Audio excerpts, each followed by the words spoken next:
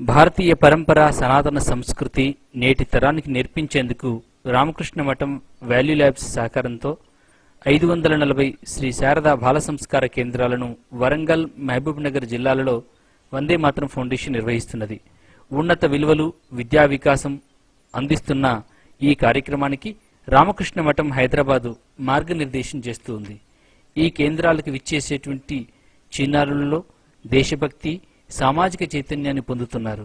మహబూబ్ నగర్ జిల్లా వెల్దండ మండలానికి చెందిన బండమిదిపల్లి బాల సంస్కార కేంద్రానికి విచ్చేస్తున్న భరత్ అనే చిన్నారి తన మాటలలో వందే మాతరం ఫౌండేషన్ స్వచ్ఛంద సంస్థ వారికి మరియు మేధావులకు, మహనీయులకు నా ఉదయపూర్వక నమస్కారములు. ఈ రోజులలో సర్కారీ బడిలో చదివే విద్యార్థులకు ప్రభుత్వం ఎంతో అండగా ఉండి నిరక్షరాస్యత, బాల కార్మిక వ్యవస్థ నిర్మూలించి పస్తరంలోని పనులు కురుకుపుకుంటా సమాజం సర్వోత్తమ అభివృద్ధి సాధించడానికి సర్వ శిక్ష అభియాన్, రాజు విద్యా మిషన్ వారి ఆధ్వర్యంలో ప్రతి గ్రామాన్ని ప్రభుత్వ పాఠశాల నెలకొల్పింది. ప్రభుత్వ పాఠశాల చదువుతున్న పేద విద్యార్థులకు స్కూల్ డ్రెస్సులు మరియు ఉచిత పాఠ్య పుస్తకాలు, మధ్యాహ్న భోజనము అందిస్తూ మన చదువులకు ఎంతో సహాయపడుతుంది ప్రభుత్వం. మేము బట్టి విధానాలకు బదులుగా స్వేచ్ఛగా చదువు నేర్చుకుంటున్నాం. చిన్నప్పటి నుండి చక్కని క్రమశిక్షణతో పెరిగిన పిల్లలు పెద్దలైన తర్వాత తల్లిదండ్రులకు, సొంత ఊరికి, దేశానికి పేరు ప్రఖ్యాతలు తీసుకురాగలరు. జీవితంలో విజయం సాధించడానికి సర్వశిక్ష అభియాన్ విజయం సాధించడానికి అవసరమైన పునాది చిన్నతనంలోనే ఏర్పడాలి. అందుకు తల్లిదండ్రుల పెంపకం సహాయపడుతుంది. పిల్లలకు మొట్టమొదటి గురువులు తల్లిదండ్రులే. అందుకే పిల్లల భవిష్యత్తును తీర్చిదిద్దే గురుతర బాధ్యత తల్లిదండ్రుల మీదే ఉంది. తమ పిల్లలను దేశం గర్వించేలా తయారు చేయటం అంటే సమాజం పట్ల, మన జీవితం పట్ల చక్కని అవగాహన కలిగించి ఉత్తమ పౌరులుగా తమ వంశానికి, తమ జాతికి, మన దేశానికి గర్వకారణంగా పెంచడం తల్లిదండ్రుల బాధ్యతేనని నేను తెలియజేస్తున్నాను. మనం ఎప్పుడైనా అమ్మ నాన్న విడిగా ఎవ్వరు తలుచుకోలేరు. ఎందుకంటే మనలో అమ్మ నాన్న ఉంటారు, మన జ్ఞాపకాలలో ఉంటారు, మన ఉనికిలో ఉంటారు, మన అనుక్షణంలో ఉంటారు. అయినప్పటికీ మనం అమ్మ నాన్నను ప్రత్యేకంగా తలుచుకొని వారి గురించి చెప్పమంటే ఎవరైనా సరే మేమొచ్చి మాట్లాడతారు. అమ్మ తనని ఎలా తీర్చిదిద్దిందో, నాన్న ఎలా చెయ్యి పట్టి నడిపించారో చెబుతారు. నేను చెప్పదలుచుకున్నది ఏమిటంటే అమ్మ మాట ఎంత అపురూపం. ఆమె ఎవ్వరు కొరకు నానే దేవుడిచ్చిన వరం. ఆయన ప్రతి ఒక్కరిని చూడలేమని ఇంటికి ఒక అమ్మను ప్రసాదించాడు. మనకే చిన్న నొప్పి కలిగినా, దెబ్బ తగిలినా గొంతులో నుంచి అక్క పిలుస్తాం. అప్పుడు అమ్మ హృదయం మనం ఎంత దూరంలో ఉండి వచ్చినా ఆమె హృదయ తల్లులను తట్టి తీరుతుంది. అదే ఆమె గొప్పతనం. 9 నెలలు తన శరీరపు గూటిలో పెంచి తుఫాన్ లాంటి నొప్పులను ఆనందంగా భరించి మనకు జన్మనిస్తుంది. పుట్టిన బిడ్డ మగ అయినా, ఆడ అయినా, అందగాడైనా, వికారి అయినా అపురూపంగా అందుకొని మమకారపాలు త్రాగించి అనుబంధ మిగడలు పెంచి ఆ పేత వెన్నెలతో కరుగుతూ పిల్లలను మురిపించి మురిసిపోతుంది అమ్మ. పుట్టిన బిడ్డకు పురుడు చేసి పేరు పెడుతుంది అమ్మ. అంటే ఆ పేరంతా ప్రయోజకుడు కావాలని కోరుకుంటుంది అమ్మ. అమ్మంటే అక్షరాల కందని మరో చందమామ. మనం అమ్మ బడిలో అల్లారు ముద్దుగా పెరిగి బడి ఈడు వచ్చినాక బడిలో చేరిన తర్వాత మన చదువులను చూసి సంబరపడిపోయి మురిసిపోతుంది అమ్మ. 1000 రూపాయలు పోసి కొని తెచ్చిన కానుకల కంటే మనం అమ్మ అని పిలిపే వారికి ఆనందాన్ని ఇస్తుంది. అమ్మంటే చిమ్మ చీకటిలో దీపం.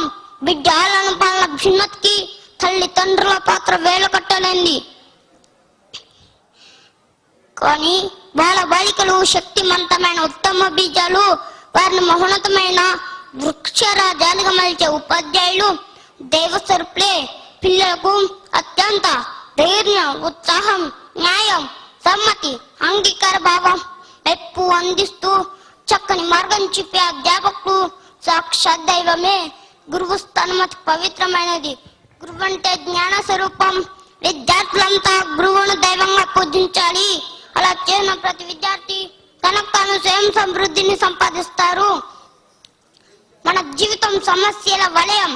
ఏ దేవుడైతే సమస్యలను సృష్టించాడో అదే దేవుడు పరిష్కార మార్గం కూడా చూపిస్తాడు. మనం చేయవలసిందల్లా ఒక్కటే, మన ప్రయత్నం మాత్రమే. మనం డబ్బులు ఖర్చు పెట్టి విలువైన బహుమతులు అన్నైనా కొనవచ్చును, కానీ అందువల్ల ఎలాంటి ప్రయోజనం మాత్రం ఉండదు. అదే బహుమతి 10 మందిలో పోటీపై సాధించుకోటే కలిగే ఆనందాన్ని మాటల్లో చెప్పలేం. కానీ నిజ జీవితంలో మౌనత్వంగా మనం ఎంతో కష్టపడితే తప్ప మనం ఎదగలేం. కానీ మోకాళ్ళతో నీళ్లలో మునిగే వారికి గవ్వలు, రక్త గుళ్ళలు మాత్రమే దొరుకుతాయి.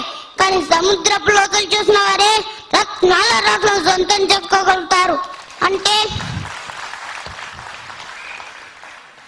అంటే కష్టపడి చదవకపోతే మన భవిష్యత్తు ఇబ్బంది అవుతుంది. అందుకే ఇది లేని వారు మాత్రం యువతలో ఉంటారని నేను తెలియజేస్తున్నాను. మనిషిని పనులు చేసిన వాటి అంతిమ లక్ష్యం ఏమిటంటే ఆనందంగా జీవించాలనే. నిరంతరం సంతోషంగా ఉండడం ఎంత ముఖ్యమో ఇతరుల సంతోషాన్ని గౌరవించడం కూడా అంత ముఖ్యం. ఇతరుల సహకారం మనకు లేకుండా ఆనందంగా ఉండడం అసాధ్యం అని నేను తెలియజేస్తున్నాను. విజయమైన పరాజయమైన కేవలం మన మనసు నుండే పుడతాయి. మనిషి మనసు నరకాన్ని స్వర్గంగా, స్వర్గాన్ని నరకంగా మార్చేది మన మనసే. పరాజయ కోరల్లోకి నెచ్చిన విజయ శిఖరాలపై నిల్చోబెట్టిన మన మనసే మూలం. మనిషికి మనసే పెట్టని కోట. మనసంటే కంటి కనిపించేది కాదు. 6 అడుగుల శరీరాన్ని అదుపు చేసే అత్యంత మెదడు మనిషి జీవితాన్ని శాసిస్తుంది. వ్యక్తుల ఆలోచనలే భావజాలకు చోదకాలు. తన జీవితం ఎలా ఉండాలో తన ఆలోచనలను నిర్దేశించుకుంటారు. ఉన్నతమైనటువంటి ఆలోచనలు ఉన్నతమైనటువంటి జీవితాన్ని అందిస్తాయి. మనలోని లోపాలను గ్రహిస్తే ధూళికి కారణం అర్థమవుతుంది. మేధస్సుకు చదువు అవసరం, శరీరానికి వ్యాయామం కావాలి.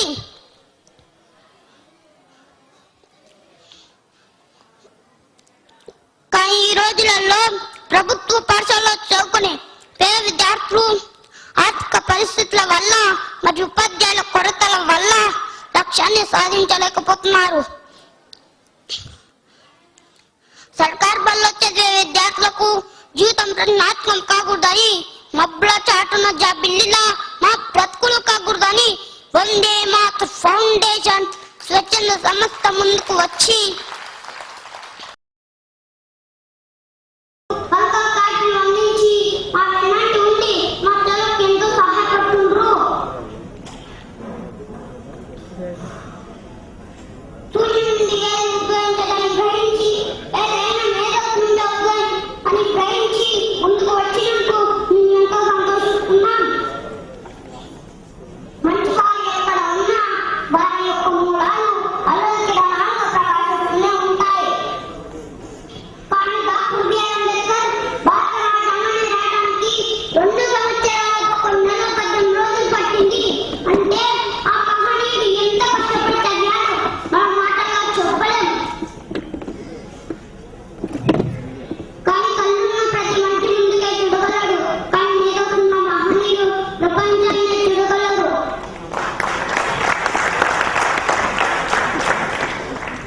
ప్రతి పౌరుడు భరతమాత తల్లి గర్వించే విధంగా ఇంతతో ముందుకున్నాను.